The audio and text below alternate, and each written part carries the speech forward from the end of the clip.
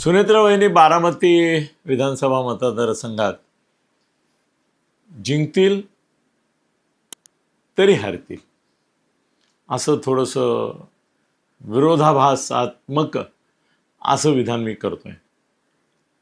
याचं कारण मला एक कट कारस्थान षडयंत्र हे शरद पवार, सुप्रिया सुळे, रोहित पवार यांनी निश्चितपणे रचलं असावं याची खात्री आहे. आणि हे स्वतः केलं तर वाईट पण येईल पवार घराण्याच्या दृष्टीने. त्यामुळे हे जाणीवपूर्वक काँग्रेसला पुढे करून केलं जातं आणि ते तसे संबंध शरद पवारांचे आहेच. महाआघाडी सरकार आलं त्यावेळेला सोनिया गांधींना कन्व्हिन्स करायला कोण गेलं होतं? नाही गेलं होतं किंवा त्यांनी कोणी संपर्क साधून ते घडवून आणलं महाआघाडी सरकार? शरद पवारांनी. त्यामुळे त्यांचे आहेतच. तर त्यामुळे हे जाणीवपूर्वक शरद पवारांनी घडवून आणलं. आता तुम्ही म्हणाल की काय षडयंत्र आहे अनिलजी, जरा समजावून सांगा आम्हाला. कसं आहे, तो आकाश मोरे तो धनगर समाजाचा आहे. याच्यामध्ये त्यांनी बघा की पहिली व्यूहरचना अशी केली आणि ही यापूर्वी पण अनेक वेळा झालेली आहे. जेव्हा जेव्हा पवारांना शह द्यायचा असेल तेव्हा भारतीय जनता पक्षाने देखील मराठा उमेदवार न देता धनगर समाजाचा उमेदवार दिलेला आहे. आणि देण्याचं मागचं कारण हे की धनगरांची तिथे एक कन्सॉलिडेटेड अशी व्होट बँक आहे आणि ती व्होट बँक जातीय आधारावरच बहुतांशी मतदान करत असल्यामुळे एक मिनिमम चंक ऑफ व्होट्स मिळतो त्या उमेदवाराला. आणि मराठा विरुद्ध धनगर किंवा मराठा विरुद्ध मराठेतर असं स्वरूप त्याला येतं, ज्याच्यामुळे पवार पराभूत होत नाहीत कुठले, पण त्यांचं मार्जिन कमी होतं. समोरच्याला म्हणजे डिपॉझिट जाणार नाही एवढी मतं मिळू शकतात. आता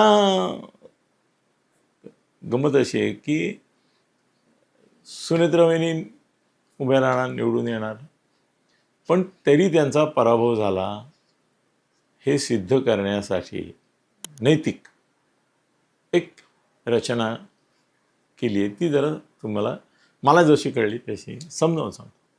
हा आकाश मोरेने आता मुलाखत दिली होती. मी आता तुमच्याशी बोलायला येतो त्याच्या आधी एकदा सगळे मराठी चॅनल चाळून घेतो. पेपर चालतो आपण, तसे 25 पेपर येतात मागे. तर त्यात तो काय म्हणाला माहिती आहे की मला आदर आहे आणि मला काही लढायचं नाही आहे, मला माघार घ्यायची मला कुठल्याही क्षणी तयारी आहे, मला फक्त एक प्रॉमिस दे. ते प्रॉमिस म्हणजे काय?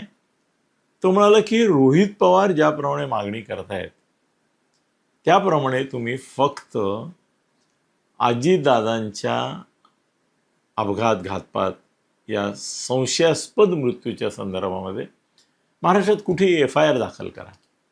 तुम्ही FIR दाखल केलात तर मी आज जरी फॉर्म भरला तरी देखील मी ताबडतोब माघार घेईन. माझा एकच पर्पज आहे, अजितदादांना न्याय मिळावा. हे काय आहे की नाही, विनोद आहे की नाही?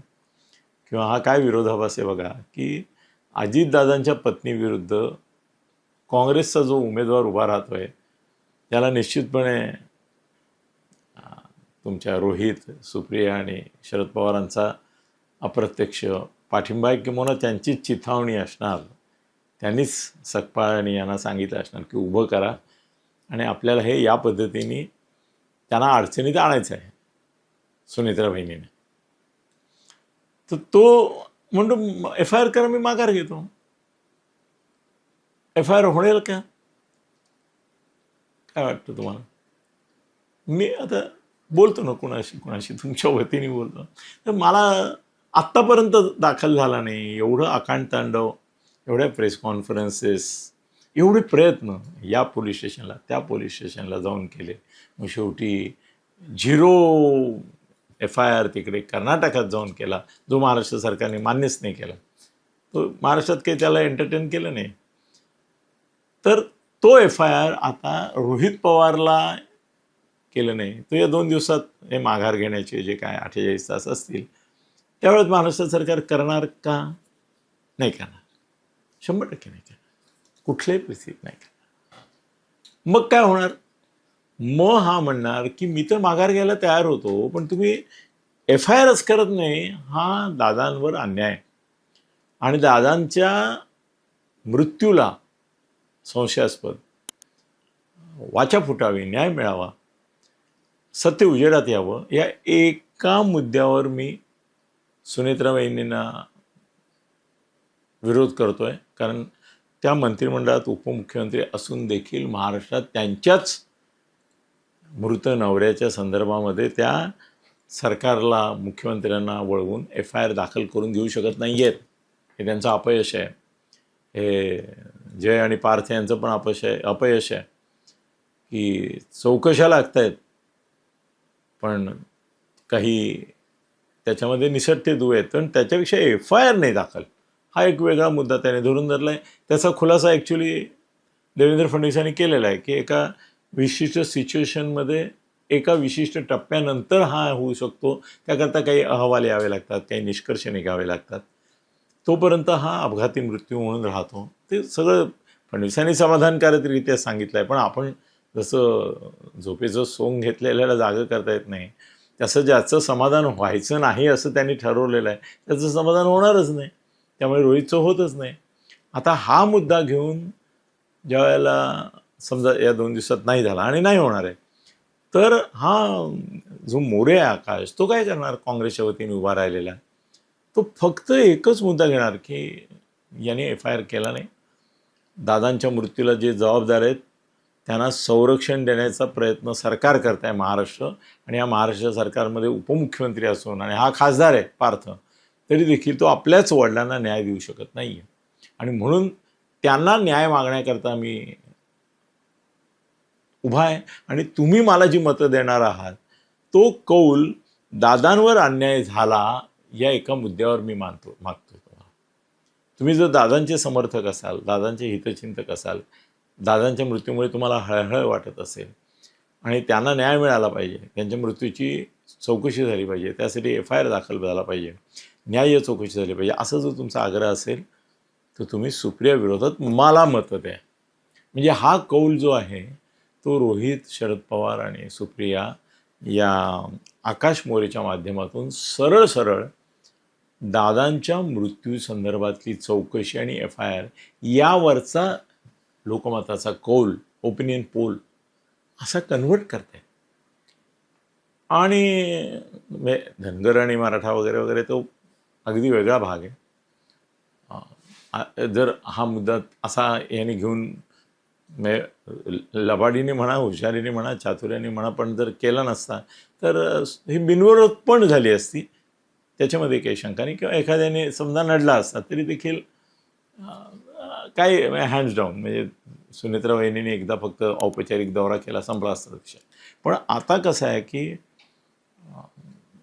लक्षात घ्या, मी का म्हटलं की त्या जिंकल्या तरी हारल्या असं होऊ शकतं. ते का माहिती आहे की जर हा अजितदादाचा मुद्दा यांनी गप्प राहून, रोहित काय करेल, तो निवडणुकीमध्ये पाठिंबा दिला तिघांनी, शरद पवार, सुप्रिया आणि यांनी, एखाद्या सभेला पण हजेरी लावेल तो, पण त्या सभेतही तो बोलेल की सुनेत्रा वहिनींनी ही निवडणूक संपल्यानंतर FIRसाठी प्रयत्न केले पाहिजेत, दादांची चौकशी झाली पाहिजे.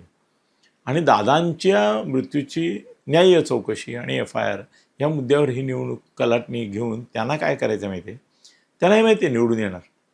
पण दादा गेल्या वेळेला 1,899,000च्या मार्जिनने निवडून आले होते. 1,899,000 आणि त्यांना मतं पडली होती 1,81,132, 66%. आणि योगेंद्र पवार, त्यावेळेला यांना काय घर वगैरे हे नव्हतं त्यावेळेला, त्या योगेंद्र पवार राष्ट्रवादी शरद पवारतर्फे उभा होता, त्याला पडली होती 80,233 मतं. आता जर वहिनींना, सुनेत्रा वहिनींना 1,81,000पेक्षा कमी मतं पडली, 2 प्रकारे पडू शकतात. एक, मतदानाचा टक्केवारी जर कमी झाली तरी ही मतसंख्या कमी होऊ शकते आणि त्याचा असा बाजाराने संबंध लावून लोकांनी निषेध म्हणून मतदान केलं नाही असंही रोहित किंवा आकाश मोरे त्याचा प्रवक्ता इनडायरेक्ट तो म्हणू शकतो की बघा लोक मतदान करायला नाही आले, हा बहिष्कारसुद्धा दादांच्या संदर्भात सुनेत्रा वहिनींवरची नाराजी व्यक्त करणार आहे असं म्हणू शकतो. त्यामुळे मतदान कमी झालं तर मार्जिन कमी होऊ शकतो, म्हणजे तोही एक प्रकारचा धक्का असू शकतो. मतदान जेव्हा गेल्या वेळेला झालं त्यापेक्षा अधिक झालं पाहिजे, तोही महत्त्वाचा मुद्दा राहील. आणि दुसरी गोष्ट अशी की गेल्या वेळेला 1,08,99 मार्जिन होतं, ते जर 1,00,000च्या खाली आलं ते किती येईल? आत्ता जर थोडं जाऊ द्या, एकदा आकाश मोरेची ही उमेदवारी फायनल होऊ द्या. याचं कारण असं आहे की जरी FIR नाही दाखल झाला तरी देखील ज्या अर्थी हर्षवर्धन सकपाळ आज फॉर्म भरायला येत नाहीत आणि केरळला पळून गेलेत, त्या अर्थी कदाचित आकाश मोरे पण ऐनवेळेला माघार घे आणि फालतू उमेदवार राहतील काही, पण that doesn't make any difference. मग काय हा विषय संपला. आकाश मोरेची उमेदवारी एवढं असेल तरच शरद पवार, सुप्रिया सुळे आणि रोहित पवारचा जो कट आहे, कारस्थान आहे, अजितदादांच्या बाजूनी लोकमत आहे आणि ते सुनेत्रा देवींच्या विरोधात सिद्ध करण्याचा, तो संपला. मग पण आकाश मोरे उभा राहिला आणि 1,81,000च्या पेक्षा कमी मतं मिळाली वहिनींना, तर त्यांचा तो नैतिक पराभव आहे असं नॅरेटिव्ह मांडणार आकाश मोरे मांडणार. हेही इनडायरेक्टली बोलणार की अरे असं कसं झालं, त्यांना 1,81,000पेक्षा कमी, किंवा ह्याला आता योगेंद्रला 80,000 मतं पडलेली. आता चुकून जर या आकाश मोरेला 80,000च्या पुढे मतं पडली तर हे म्हणणार बघा की योगेंद्रला 80,000 पडली होती निवडणुकीमध्ये, पण आता ही जास्तीची पडलेली मतं म्हणजे अजितदादांच्या संदर्भात सुनेत्रा वहिनी इनिशिएटिव्ह घेत नाही आहेत, FIR दाखल करत नाही आहेत उपमुख्यमंत्री, याच्या विरुद्धचा कौल म्हणून आकाश मोरेची मतं वाढली असे म्हणू शकतात. मार्जिन 1,08,99च्या पेक्षा जास्त झालं तर मग नैतिकदृष्ट्या सुद्धा सुनेत्रा वहिनी जिंकतात. पण 1,81,000 पेक्षा मतदान कमी होणं किंवा 1,08,99पेक्षा मताधिक्य कमी होणं हे झालं तर अजितदादांच्या मुद्द्यावर तो नैतिक पराभव आहे असं नॅरेटिव्ह पुढे येईल.